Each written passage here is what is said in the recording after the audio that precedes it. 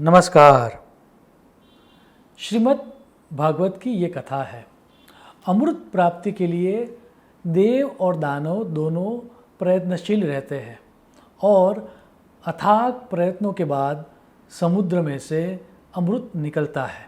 अब अमृत निकलने के बाद सबसे पहले अमृत कौन पिएगा, उसके लिए देव और दानवों के बीच विवाद शुरू हो जाता है। युद्ध जैसी परिस्थितियों का निर्माण हो जाता है। एक तरफ देव और दूसरी तरफ दानव आमने सामने आ जाते हैं। तभी सबको मोहित करने वाली एक स्त्री वहाँ पर आती है जिसका नाम होता है मोहिनी। आगे जाके पता चलता है कि वह विष्णु भगवान का अवतार था, मोहिनी अवतार। ये जो मोहिनी है वह दानवों के पास जाती है और दानवों को यह समझाती है कि जैसा कि हम सबको पता है कि कोई भी अगर कलश है तो कलश में जो ऊपर का भाग होता है वह पानी का होता है और जो एसेंस वाला पार्ट होता है, जो घट्ट पार्ट होता है, वह नीचे होता है।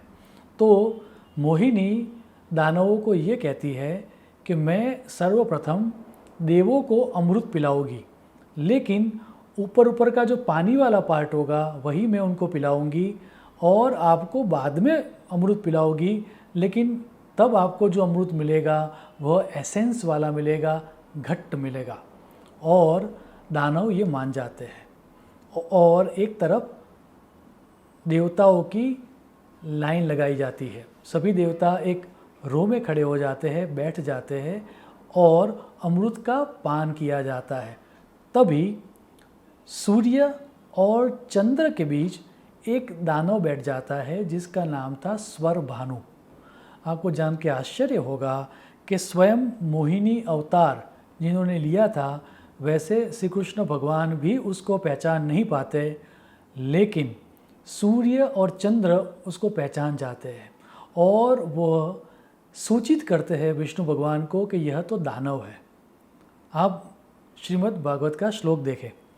देवलिंग प्रतिच्छन्नः स्वर भानुर्देव संसदि प्रविष्टः सोम पिबत चंद्र अर्काभ्याम च सूचितः। अब विष्णु भगवान सुदर्शन चक्र लेकर स्वर भानु का वध करते हैं और उसके दो भाग हो जाते हैं, मस्तिष्क का एक भाग और धड़ का एक भाग।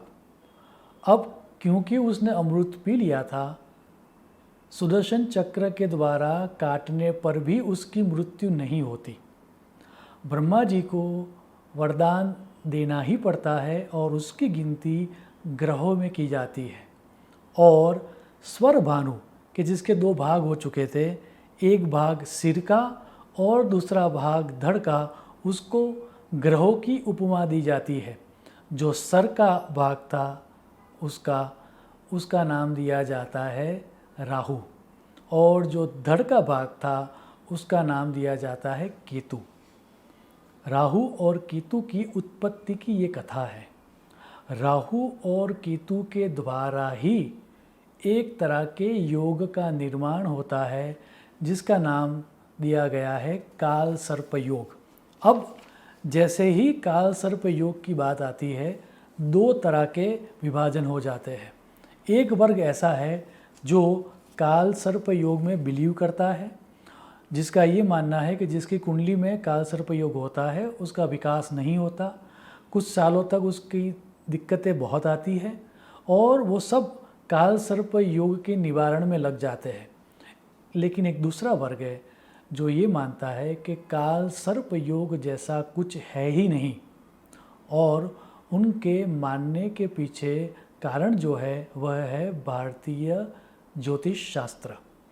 आपको जान के आश्चर्य होगा, हमारे भारतीय ज्योतिष शास्त्र में जिसमें रेरेस्ट ऑफ रेरेस्ट योगों के बारे में दर्शाया गया है, जो सूक्ष्म से सूक्ष्म योग है जिनके बारे में विशद शास्त्र से बातचीत की गई है, उस पूरे ज्योतिष शास्त्र की क्लासिक टेक्स्ट में कहीं पर भी काल सर्प योग का एक भी श्लोक नहीं है।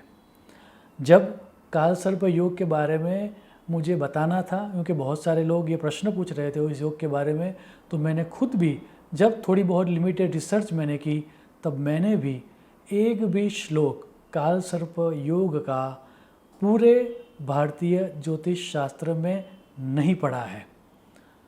एक श्लोक है जो गुरुजनों ने मुझे पढ़ाया था, जो परंपरागत तरीके से चल रहा है, लेकिन उसका रेफरेंस क्या है, उसका सोर्स क्या है, वो आज भी किसी को मालूम नहीं है। तो अगर किसी विद्वान दर्शक को ये समझ में आ जाए, किसी विद्वान व्यक्ति को जब ये वीडियो वो देख रहा है और उसको अगर इस श्लोक का रेफरेंस मिल जाए, तो मेरी आपको विनंती है कि आप मुझे यह श्लोक का रेफरेंस कमेंट बॉक्स में लिख देना, तो मेरी रिसर्च के लिए बहुत ही आपका मैं आभारी रहूँगा। वो श्लोक जो परंपरागत से प्रचलित है, वह श्लोक कुछ इस तरह का है।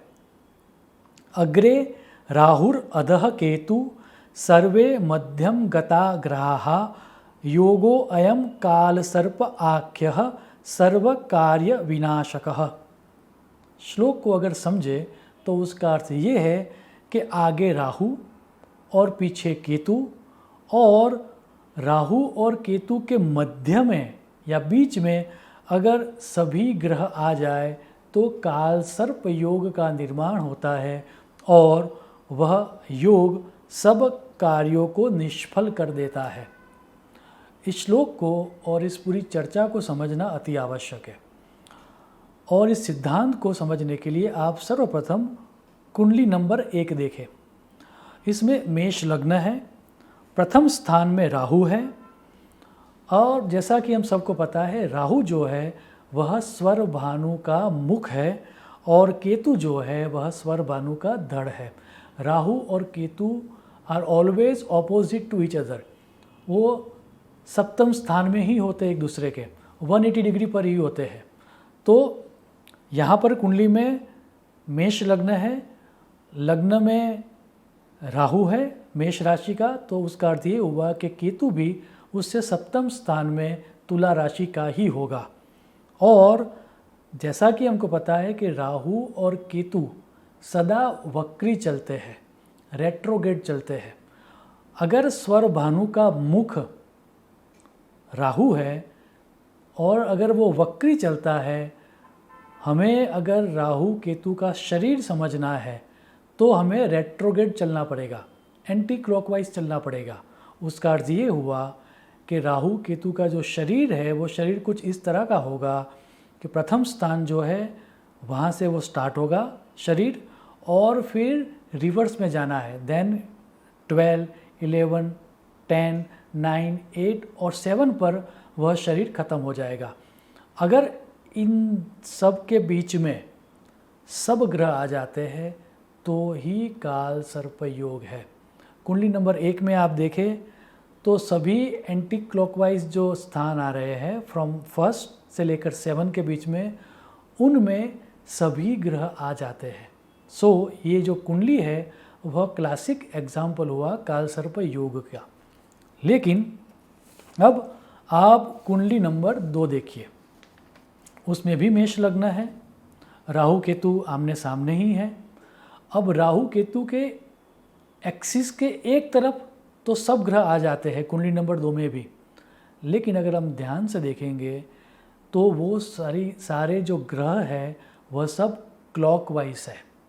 दैट मीन्स वो राहु केतु के शरीर के अंदर नहीं है, वह राहु केतु के शरीर के बाहर है। और उसका अर्थ ये हुआ कि कुंडली नंबर 2 में काल सर्प योग नहीं है।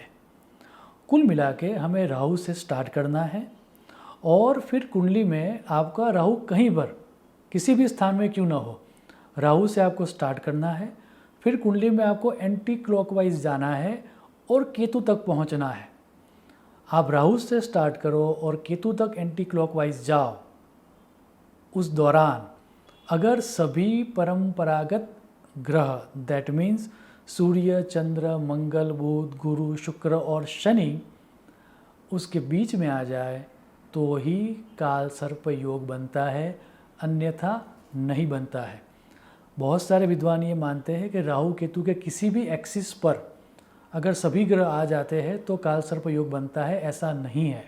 जो डेफिनेशन दी गई है वो स्पष्ट कहती है कि मध्य में सब ग्रह होने चाहिए। दैट मीन्स राहु अगर मुख है, हमें एंटी क्लॉकवाइज जाना है और केतु तक जाना है तो ही काल सर्प योग होगा। इतना ही नहीं, जो परंपरागत जगह से यह श्लोक मिलता है कि राहु, जिसमें काल सर्प योग की डेफिनेशन दी गई है, उसमें एक अपवाद भी दिया गया है और उसके आधार पर काल सर्प योग की कितनी तीव्रता होगी वो भी दिखाने का काम किया गया है।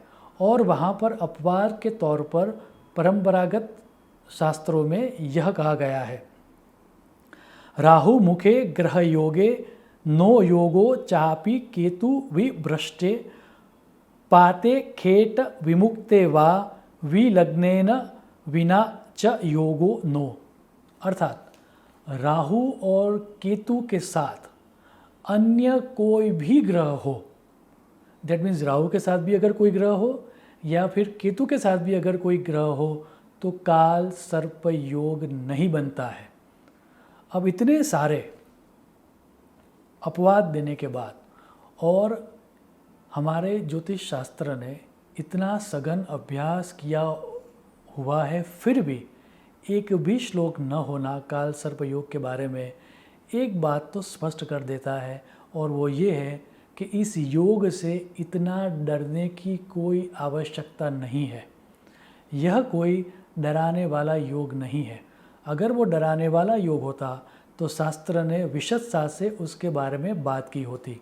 इतना ही नहीं, जिन्होंने बहुत कम अभ्यास किया है, वैसे बहुत सारे विद्वान ज्योतिषी भी ये मानते हैं कि राहु और केतु की एक्सिस में अगर सब ग्रह न आते हो और एक ग्रह भी अगर बाहर चला जाता हो तो आंशिक काल सर्प योग होता है।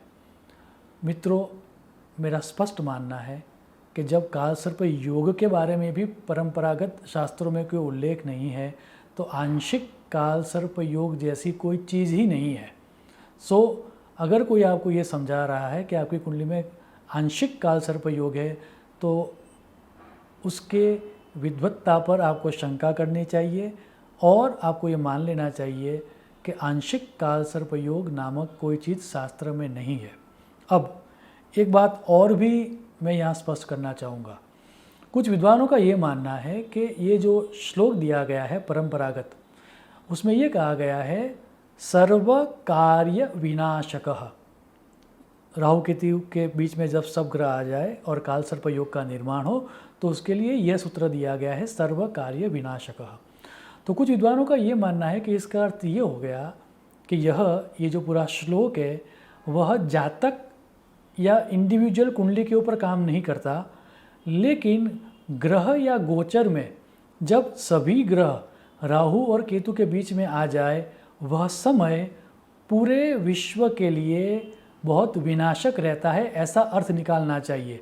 दैट मीन्स ये जो राहु केतु की जो व्याख्या है वह व्याख्या हमें मेदनीय ज्योतिष में लगानी चाहिए या फिर संहिता में लगाना चाहिए। यह मानना भी पूरी तरह से सच नहीं है, क्योंकि अगर हम इस तरह से देखना चाहें तो फिर यह जो काल सर्प योग बनता है इस तरह से, वो तो कुछ न कुछ समय के अंतराल के दौरान बनता ही रहेगा। क्योंकि जब भी गुरु और शनि जैसे बड़े ग्रह राहु केतु के पीछे होंगे, दैट मीन्स मान लीजिए कि अभी राहु जो है वह चल रहा है वृषभ राशि में और गुरु जो है वह चल रहा है कुंभ राशि में और शनि जो चल रहा है वह चल रहा है मकर राशि में, तो दैट मीन्स कि वह राहु से पीछे होंगे। तो जब भी राहु से गुरु या शनि ग्रह पीछे आएंगे तब वर्ष के दौरान 1 मास से लेकर 4 या 5 मास तक वैसा समय आएगा ही आएगा जब काल सर्प योग का निर्माण होगा। तो क्या 5 मास जो आएगा वो पूरे का पूरे विश्व के लिए खराब होगा? ऐसा नहीं हो सकता। तो मेदनीय ज्योतिष में यह सिद्धांत लगाना पूरी के पूरी तरह से और सभी कार्यों के लिए उसको विनाशक समझना, ये भी बात कुछ तर्क संगत नहीं लगती। एक बात और यहाँ पर मैं स्पष्ट करना चाहूँगा, बहुत सारे पुस्तकों में, आधुनिक पुस्तकों में और बहुत सारे यूट्यूब चैनल्स पर या फिर बहुत सारी स्ट्रीमिंग जो वेबसाइट्स होती है उनमें काल सर्प के 12 प्रकार दिए गए हैं।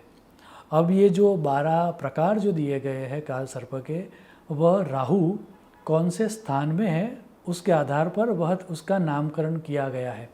लेकिन ये जो नामकरण किया गया है काल सर्प योग का, वह नामकरण किया गया है राहु और केतु को सर्प मान के। और सर्प या नाग के जो 12 प्रकार है उसके आधार पर काल सर्प का 12 तरह से क्लासिफिकेशन किया गया है। एक बात यहाँ पर मैं स्पष्ट करना चाहूँगा और वो ये है कि राहु केतु ही सर्प योनि के नहीं है, वह नाग योनि के या सर्प योनि के है ही नहीं। उसके मैं शास्त्रोक्त प्रमाण देना चाहूँगा। सबसे पहला प्रमाण हमें मिलता है बृहत संहिता में, जहाँ पर वराहमिहिर जी ये स्पष्ट कहते हैं कि कुछ लोग सिंह का पुत्र राहु को सर्पाकार मानते हैं, जो कि पूरी तरह से सच नहीं है। वास्तव में राहु केतु आकार रहित है। आप श्लोक देखें, मुख पुच्छ विभक्त अंगम भुजंगम आकारम उपदिशन्ति अन्ये कथयन्ति अमृतम अपरे तमोमयम संहिकेय आख्यम। इतना ही नहीं, अगर जहाँ से हमने शुरुआत की थी वो श्रीमद् भागवत की कथा को भी अगर हम ध्यान से देखें तो वहाँ पर स्वर भानु जो था वह दानव था, वह नाग या सर्प नहीं था। अब ये तीनों अलग हैं, यह समझने के लिए हमें जाना पड़ेगा महाभारत में। महाभारत में आदि पर्व में यह स्पष्ट कहा गया है कि सृष्टि के निर्माण के लिए दक्ष प्रजापति ने 50 कन्याओं को उत्पन्न किया। उसमें से 27 कन्याओं का उसने विवाह किया चंद्र से। वही 27 कन्याओं को हम जानते हैं 27 नक्षत्र के तौर पर। 10 कन्याओं का विवाह उसने किया धर्म से और 13 कन्याओं का विवाह उसने किया कश्यप ऋषि से। आप महाभारत का श्लोक देखें, ददौ स दक्ष धर्माय कश्यपाय त्रयोदश कालस्य नयने युक्ताम सप्तविंशतिम इंदवे। श्लोक को अगर डिकोड करके पूरी चर्चा को अगर समझे तो ये समझ में आता है कि कश्यप ऋषि और अदिति से जो संतान पैदा हुई वह थी देवता। कश्यप ऋषि और दिति से जो पैदा हुई वो थे दानव। और कश्यप ऋषि और कद्रु से जो संतान पैदा हुई वह थी नाग या सर्प योनि। याद रहे, स्वर भानु दानव था, नाग नहीं। तो इसी कारण से काल सर्प योग के जो 12 नाम भी प्रचलित किए गए हैं पिछले कुछ समय से, उसका भी कोई शास्त्रीय आधार नहीं लगता। याद रहे, ऐसा बहुत सारे जगहों को आप पढ़ेंगे आधुनिक काल में, या बहुत सारी यूट्यूब चैनल्स में भी ये बताया जाता है, या फेसबुक की पोस्ट में भी आप पढ़ोगे, इंस्टाग्राम में भी आप पढ़ोगे कि अगर लग्न में काल सर्प योग है उसका अर्थ हो गया अनंत काल सर्प योग, द्वितीय में अगर है तो उसका अर्थ हो गया कुलिक काल सर्प योग। ये सब क्वेश्चनेबल है। जब राहु केतु ही सर्प नहीं है तो सर्प के नाम के ऊपर उनका जो क्लासिफिकेशन या वर्गीकरण किया गया है वो कैसे सच हो सकता है। अब इतनी समझ के बाद एक प्रश्न जगता है कि चलो मान लिया कि काल सर्प योग इतना घातक नहीं है, लेकिन काल सर्प योग जैसी घटना घटित तो होती ही है। राहु और केतु के बीच में सब ग्रह तो आते ही हैं। तो जब इस तरह का कॉम्बिनेशन हो तब काल सर्प योग में जैसा दर्शाया गया है उतना घातक परिणाम नहीं मिलेगा, लेकिन कुछ तो परिणाम मिलता होगा ना। तो वो समझने के लिए फिर हमें जाना पड़ेगा महर्षि पराशर के पाप कर्तरी सिद्धांत की तरफ। उन्होंने ये स्पष्ट कहा है कि जब कोई भी ग्रह या कोई भी भाव पाप ग्रहों के बीच में आता है तब वो अपनी शुभता को कम कर देता है। आप पराशर मुनि का श्लोक देखें, पाप मध्य गते लग्ने चंद्रोपि क्रूर संयुतः लग्न सप्तमगौ पापौ सत्यमेव मृतिम वदेत। इस सिद्धांत को अगर समझे तो यदि पाप ग्रह के मध्य में रहने वाला एक भाव या एक ग्रह भी अगर अपनी शुभता को खो देता है, तो अगर पूरे के पूरे कुंडली के सभी ग्रह, राहु और केतु जो पाप ग्रह है, अगर उनके बीच में आ जाए तो डेफिनेटली वो सब अपनी शुभता को कुछ मात्रा में तो कम करेंगे ही। और ये माना जा सकता है आपकी कुंडली में काल सर्प योग के कारण जो पाप कर्तरी योग पैदा हुआ है, पहले तो आपको ये चेक करना है आपकी कुंडली में कि आपकी कुंडली में वाकई में काल सर्प योग होता भी है या नहीं होता है। अगर जैसे मैंने बताया राहु से स्टार्ट करके एंटी क्लॉकवाइज चलते हुए केतु तक पहुँचे और सभी ग्रह आ जाए तो ही काल सर्प योग है, पहले तो वो चेक करो। अगर राहु केतु के साथ कोई ग्रह है तो काल सर्प है ही नहीं, उसको डिस्कार्ड कर दो। अगर ये दोनों कर दिए आपने और फिर भी अगर आपकी कुंडली में काल सर्प योग जैसा कुछ हो रहा है, तो राहु केतु के पाप कर्तरी के योग के द्वारा जो अन्य शुभ ग्रह है उनकी शुभता कितनी कम होगी, वो आप डेफिनेटली किसी विद्वान ज्योतिषी से पूछ सकते हो। वो आपको बता पाएगा कि आपकी कुंडली में काल सर्प योग कितनी मात्रा में अपनी शुभता कम करेगा। अगर मेदिनीय ज्योतिष में आपको समझना है कि जब काल सर्प योग का निर्माण होता है तो संहिता में जो पारंगत है, वैसे किसी विद्वान ज्योतिष से आप डेफिनेटली पूछ सकते हो कि वर्ल्ड के कौन कौन से क्षेत्र में या फिर कौन कौन से रीजन पर काल सर्प योग जैसे ग्रहों के निर्माण के द्वारा आफत आने की संभावना है। पूरे का पूरा समय खराब हो यह मानना तर्कसंगत नहीं है। अंत में मैं मेरी बात पूरी करूं उससे पूर्व याद रहे, समुद्र मंथन की कथा भी ये कहती है कि स्वयं विष्णु भगवान भी मोहिनी अवतार में स्वर भानु को नहीं पहचान सके थे, सूर्य और चंद्र ने सूचित किया था। तो राहु केतु के वास्तविक स्वरूप को जानने के लिए भी हमें सूर्य और चंद्र की साक्षी में जो शास्त्र रचाया गया है, उस ज्योतिष शास्त्र के अभ्यास से ही हम जान पाएंगे कि राहु और केतु आपकी कुंडली में किस तरह से काम करेंगे। पीयूष धारा नामक ग्रंथ में गर्गाचार्य जी ने बहुत अति सुंदर श्लोक दिया है, वह कहकर मैं मेरी वाणी को विराम दूंगा। गर्गाचार्य जी कहते हैं, प्रत्यक्षम ज्योतिषम शास्त्रम चंद्रार्कौ यत्र साक्षिणौ। सूर्य और चंद्र की साक्षी में जो शास्त्र रचाया गया है वह शास्त्र है ज्योतिष शास्त्र। और जैसे श्रीमद् भागवत की कथा कहती है कि सूर्य और चंद्र ने सूचित किया था कि यह स्वर भानु है, वैसे ही ज्योतिष शास्त्र ही हमें यह दर्शा सकता है कि हमारी कुंडली में जो ग्रह योग बन रहे हैं वह कितने घातक है।